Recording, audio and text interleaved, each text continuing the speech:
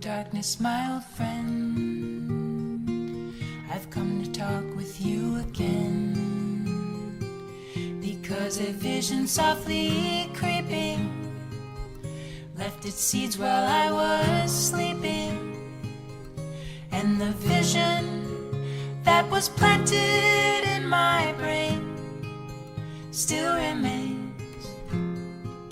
within the sound of silence. In restless dreams I walked alone, narrow streets of cobblestone,